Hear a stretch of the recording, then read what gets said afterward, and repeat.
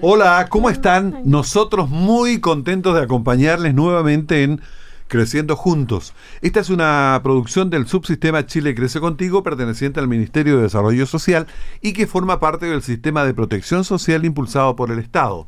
Soy Julio Videla y junto a Macarena Silva, profesional del sistema Chile Crece Contigo, como siempre, les estamos acompañando para conversar distintos temas relacionados con la infancia. Macarena, muy buenos días. Muy buenos días, Julio. Buenos días a todos y todas las que nos están escuchando.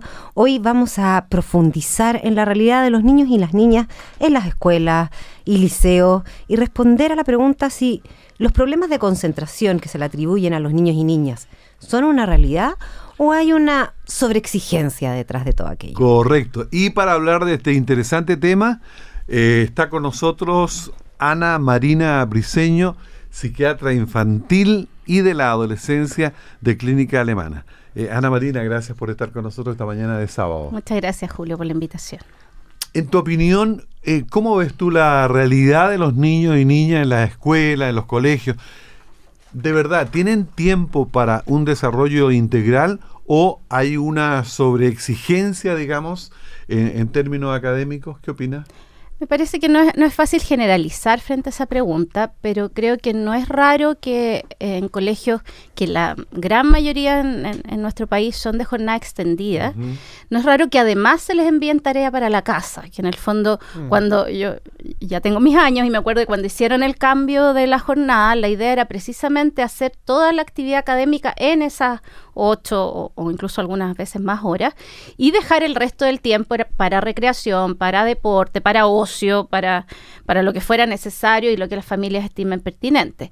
Pero lamentablemente existen colegios que envían en el fondo tareas o trabajo y se utiliza ese tiempo y entonces el niño sale del colegio, apenas alcanza a comer algo y después sigue haciendo tareas, haciendo trabajo y entonces no le queda tiempo para el resto. Él, se pregunta uno, exacto, ¿no? O sea, incluso, bueno, deben haber visto campañas que plantean que los niños trabajan más que los adultos en términos de que están más concentrados y enfocados en sus tareas que nosotros muchas veces. Ana Marina, y desde la psiquiatría, cuando se habla de un problema de concentración, o sea, ¿cuál es la definición finalmente como de un problema de concentración que está desde la psiquiatría diagnosticado?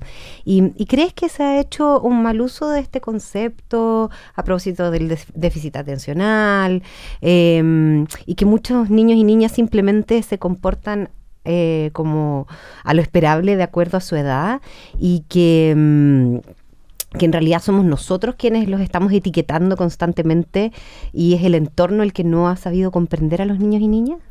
Yo creo que hay de todo, o sea, que no es como una sola la respuesta. Me parece que de todas maneras existe el déficit atencional, incluso hay gente que lo pone como en duda.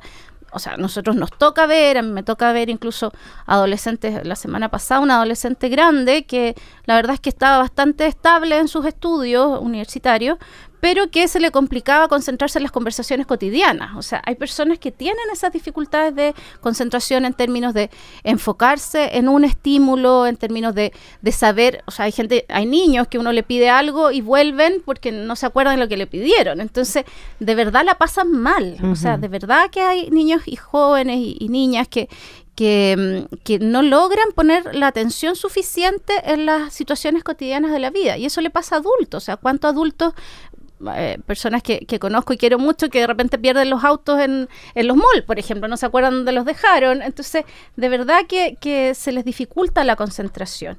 En los niños, perdón, las cosas más específicas son, por ejemplo, que pierdan sus útiles, que no lleguen con la lonchera, que no se acuerdan de las tareas que tienen que hacer. Algunos ni siquiera se acuerdan de las pruebas, entonces no estudian porque no se acuerdan que tienen pruebas. Entonces, efectivamente existen y existe esta dificultad. Ahora, también me parece, y probablemente lo vamos a ver más adelante, que hay otros factores ambientales y sociales que influyen y que afectan a los niños y que probablemente esto que se habla como el sobrediagnóstico también puede existir. En el fondo, como frente a una exigencia, si esta exigencia es demasiado alta, es más probable que pocos niños o a algunos niños les cueste rendir sin tener necesariamente un déficit atencional. Aprovechando eso, cuando uno conversa con otros papás, otras mamás, uno escucha que en una misma sala hay 10 o 12 niños tomando Ritalin. ¿Cuál es la cifra real de niños o niñas que debieran recibir medicación? Eso está en estudio, la verdad es que no se sabe un número concreto. En las estadísticas internacionales hablan alrededor de un 5 a 7%. En Chile hay un solo estudio que se publicó el año 2012 por la doctora Flora Lavarra y otros colaboradores, que hicieron un estudio poblacional, es decir, que no fueron a los colegios, ni a las salas, ni a los hospitales, sino que fueron a las casas. Hicieron un muestreo, un estudio muy bonito y muy bien hecho, y en ese estudio salió que en Chile, en las ciudades que ellos testearon, había un 10% de déficit atencional.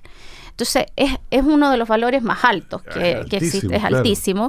Incluso este estudio, hay un dato que es poco frecuente de ver en otros países, que salieron incluso más altos las niñas que los niños, que habitualmente las estadísticas hablan que es al revés. Claro. Entonces, pero ese es el único dato concreto que tenemos en Chile. ¿Ya? Ahora, eso es lo que hay en el fondo, y con una buena metodología, porque eso es lo difícil. Estos estudios son carísimos, no es algo que sea fácil de hacer. Ahora, si uno toma ese 10% en el fondo, querría decir que de una sala de 35 o de 40 niños tendrían que ser 4 o 5 como máximo, en el fondo, si uno considera esa estadística, que insisto que es alta. Ahora, y ahí viene lo que preguntaba Maca en términos de que por qué puede haber o no esta sobreexigencia, y en eso tenemos que considerar que los niños también responden a los ambientes donde se encuentran. Entonces, si hay un colegio en que pasa esta realidad de que hay, no sé, 10 o un tercio de los niños diagnosticados, entonces uno tendría que pensar qué está pasando en ese colegio, o qué está pasando, o por qué a lo mejor niños que puede que tengan un déficit atencional leve, y que como leve no necesita medicación, a lo mejor en ese colegio y para esa exigencia sí la necesitan. Entonces, ahí está como el juego, digamos, o el equilibrio, que no es tan fácil de lograr. Correcto. Oye, Ana Marina, y desde el punto de vista de los niños, ¿qué impacto crees tú que puede tener que sean etiquetados como con algún rótulo de, no sé, desconcentración, déficit atencional, y también para su familia? ¿Qué has visto tú en ellos que los ha impactado? Mira, en general yo creo que también, como todo, no hay una sola reacción. Yo creo que hay niños que se alivian al saber que no son tontos, porque ese es el problema, que a veces al ser distraídos, hay personas que los tratan o las mismas mamás, lamentablemente, o los adultos, los profesores, el reflejo que le dan es que no tiene capacidades cognitivas, y resulta que puede tener muy buenas capacidades cognitivas, pero que por su distractibilidad le hace difícil, en el fondo, rendir. Entonces, a veces, para muchos niños, el poder tener un diagnóstico y una solución, que no solo es farmacológica, se habló del fármaco, pero las soluciones no son solo farmacológicas, una respuesta y una ayuda les alivia. Ahora, hay otros que lamentablemente, y también depende mucho del adulto, el impacto que tenga en el niño, yo creo que es muy mediado por la respuesta del adulto frente al diagnóstico. O sea, es muy distinto que para el adulto sea un dato más, así como este niño es rubio, es moreno y tiene déficit atencional, a que el adulto se lo refleje como una gran falla o como un gran problema. Entonces, tiene mucho que ver con eso. O sea, lamentablemente uno escucha de situaciones en que profesores, si el niño está un poco más inquieto, va y le pregunta, ¿te dieron el medicamento hoy día? Cosa que lo adecuado sería que hablaran con los apoderados, con los padres, y no que sea un tema a manejar con los niños, y menos aún en público, por ejemplo, frente a los otros compañeros. Que tú has atendido, porque pensaba, ¿no?, que en realidad cuando a uno lo etiquetan con un nombre, uno también empieza a ser ese nombre, ¿sí? Entonces, si yo te rotulo a ti con un padecer, es distinto que yo piense también que esto que a ti te pasa es efecto de una serie de variables, y que entonces no es algo que a ti te pasa, es algo que interactúa con lo que sucede. Y entonces no es solo quizás hacer ciertas acciones asociadas como al niño, sino que hacer acciones asociadas también al entorno, ¿no?, como hablábamos. ¿Tú has podido como trabajar en esa línea? ¿Has tenido casos en que haya como esa apertura? Que lamentablemente el sistema escolar no es muy abierto, digamos, Ajá, sí. en nuestro país. A pesar de que yo creo que ya por distintas legislaciones incluso que han ido avanzando, ya no sé, en 20 años se ha avanzado mucho y ya no es tan raro, por ejemplo, pedir que un niño pueda tener más tiempo para hacer una prueba, por ejemplo, cosas que hace años atrás era casi imposible de solicitar.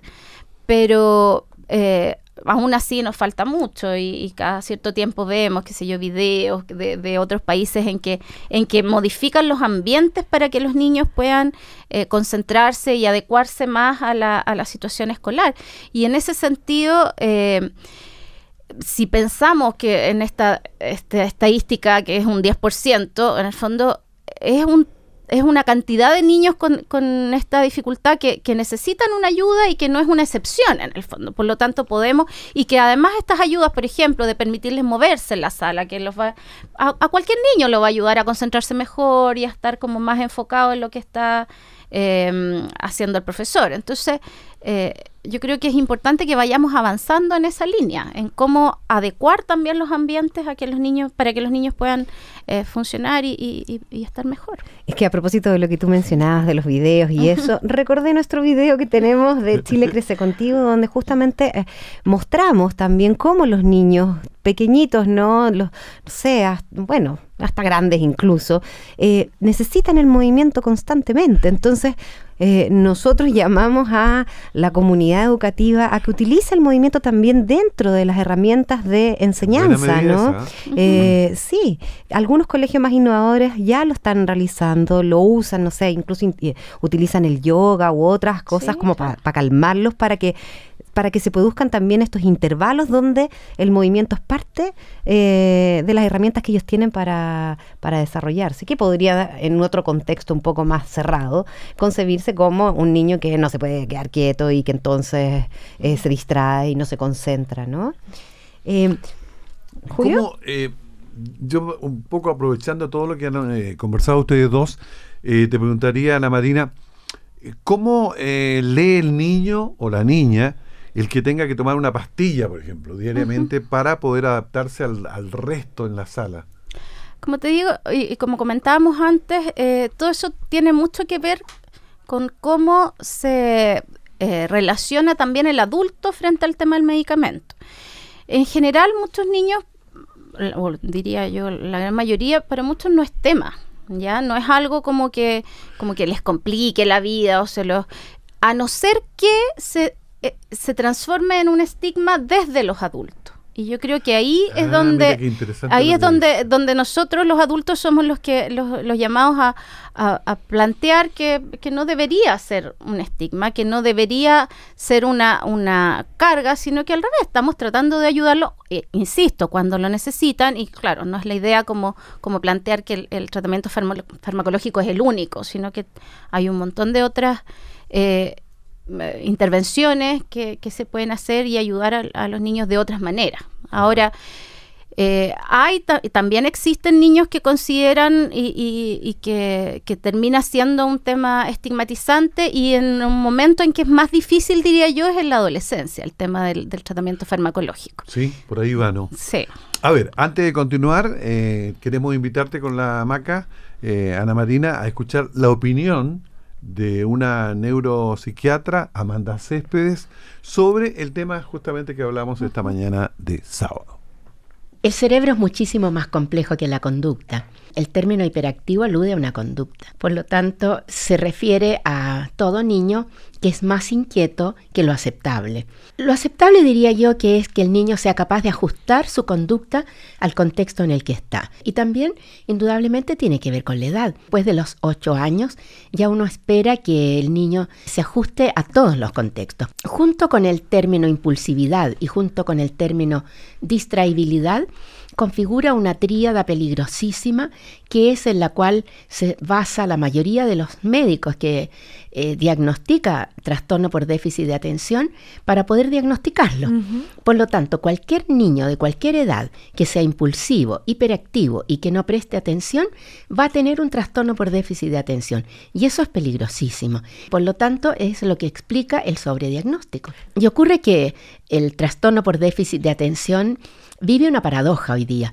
Por un lado, es sobrediagnosticado. Niños ansiosos, niños sobreestimulados por los videojuegos, niños asustados porque hay violencia intrafamiliar. Todos esos niños van a ser diagnosticados como trastorno por déficit de atención de manera errónea.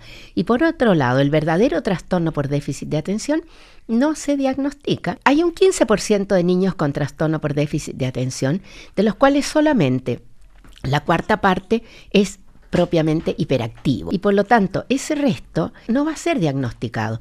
Son niños que en general tienen más bien dificultades de tipo académico.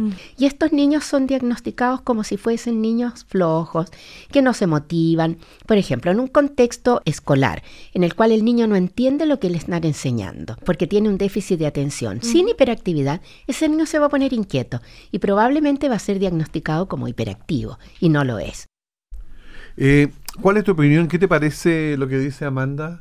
Sí, estoy bastante de acuerdo en que hay tanto un sobrediagnóstico como un subdiagnóstico. Creo que no es tan poco frecuente que niños que logran adecuarse a un contexto durante un tiempo determinado, a veces también incluso al cambiar las exigencias, al ir pasando de curso, al llegar, por ejemplo, a la enseñanza media, hay distintos cursos en los cuales niños que a lo mejor desde siempre fueron un poco más inquietos, un poco más impulsivos o más distráctiles, pero que han logrado salvar, entre comillas, esas dificultades, puede que llegue un curso o un grado del colegio en que se les empieza a dificultar.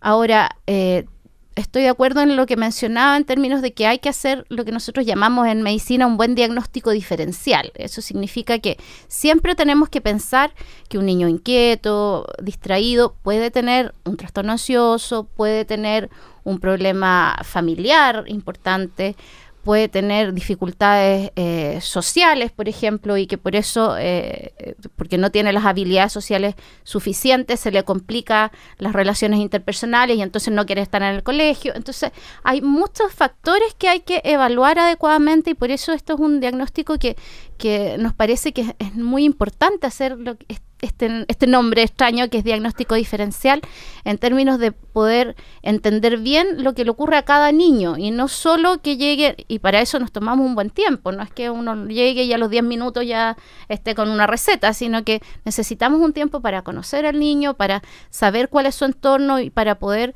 explorar las distintas otras opciones diagnósticas que eventualmente pudiera estar ocurriendo con el niño en ese momento. Amanda mencionaba los videojuegos, no sé, el uso excesivo quizá también de otras pantallas, la televisión, y también otro factor que puede influir es que los niños no duerman bien.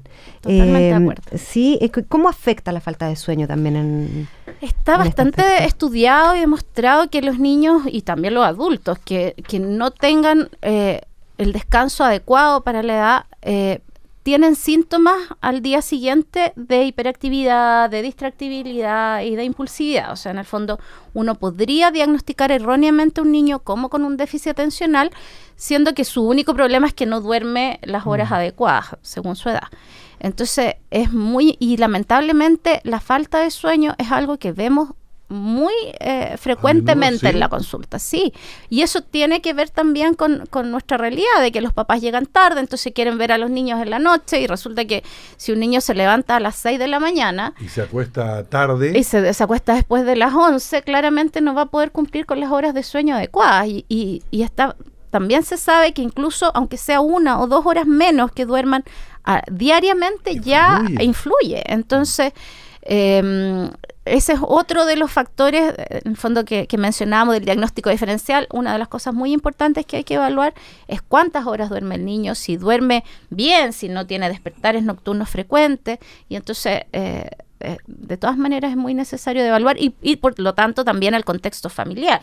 ¿Qué podemos hacer para que por supuesto, comparta con su papá o con su mamá, pero que pueda tener las horas de sueño adecuadas. Y en eso, un poco a la antigua, estos papás como más estrictos en términos de los horarios y de los hábitos, en este sentido es importante. Ana Marina, y quizás papás, mamás nos están escuchando, hay niños en las familias que han sido diagnosticados con déficit atencional o con hiperactividad, y empiezan a pensar que quizás el problema es otro, es el entorno. ¿Qué les recomendarías? Yo a todos los niños que me toca hacerles el diagnóstico siempre le planteo a los papás que ellos son libres de escoger, en primer lugar, el entorno académico en que los niños estén. Existen entornos académicos que no están de acuerdo incluso con los tratamientos. Eso es una larga discusión y no se trata de manejarla ahora, pero eso existe. Y entonces, lo que sí yo les planteo que no es bueno para el niño que insistan en estar en un entorno que puede ser adverso para él sin darle las ayudas necesarias, porque en el fondo el que termina con las complicaciones es el niño pasándolo mal. Ahora, los papás pueden buscar y encontrar entornos académicos más adecuados. Ahora, con respecto a los entornos familiares o sociales, probablemente también son luchas como de largo aliento, no sé, los traslados para llegar a las casas, los tiempos de trabajo, son cosas muy, muy complejas, pero que también creo yo dentro de cada, la libertad que cada persona tiene, poder evaluar cómo está su ritmo de vida, sus requerimientos, incluso económicos dentro de la familia, y ver qué se puede hacer. Yo creo que mientras uno sienta que está haciendo lo mejor para los hijos, obviamente eso se va a reflejar tanto en la manera de ser padre o madre como en los mismos niños, en el bienestar de los niños. Mira, no quiero que terminemos el programa, porque nos queda poquito tiempo, sin hacerte la pregunta si tú le darías una vuelta a cómo se están haciendo las clases. Estoy hablando de la pizarra, el cuaderno, a lo mejor ya no está funcionando para esta época actual. La verdad es que hay muchos colegios que ya utilizan el PowerPoint, que ya no, o incluso las pantallas, y ya las pizarras se usan cada vez menos. Ahora, por supuesto que, insisto, hay distintas realidades y nuestro país es muy diverso, pero los medios audiovisuales son algo que los niños necesariamente les llama la atención y logran aprender bastante. O incluso algunos niños que tienen la posibilidad en sus casas a veces complementan las clases con algún video de YouTube adecuado a un tema en particular. ¿Tú lo aceptas eso? Yo creo que sí, que siempre la tecnología, cuando es bien usada y a favor del aprendizaje, es muy bueno. Contigo. Pero de todas maneras también es verdad que el abuso, y los niños con déficit atencional tienen mayor riesgo de hacer abuso de las tecnologías.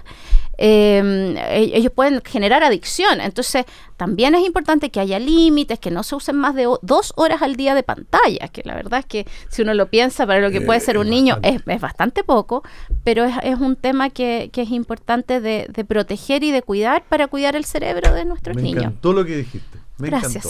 Acaba mi aporte ligado a la conciliación familia y trabajo, que está en todos los programas. Vivimos en sociedades que muchas veces no son amigables con la ciudadanía. Por ejemplo, realizamos los trayectos muy largos, tenemos jornadas laborales muy extensas. ¿Cómo crees tú que eso afecta al desarrollo de niños y niñas, y podría relacionarse también con que les carguemos a ellos que su comportamiento es el que no es adecuado y que no es consecuencia también de este tipo de aspectos? ¿Y qué llamado podemos hacer también a la comunidad, a los empleadores, a quienes estamos a cargo de las políticas públicas, que también concibamos eso dentro de pensando en el comportamiento de niños y niñas? Totalmente de acuerdo. Yo creo que hay que entender que el cerebro de un niño se crea y se genera incluso desde la gestación. Entonces, todos los estímulos a los que los estamos exponiendo, y esos estímulos pasan por el estrés de la madre, por ejemplo, durante el embarazo, son estímulos que claramente ayudan y van modelando este cerebro y lo están ayudando hacia una u otra vía. Entonces, todo lo que podamos ayudar como sociedad, apoyar a las madres que están embarazadas, apoyar a padres y madres de niños pequeños, de poder estar disponibles,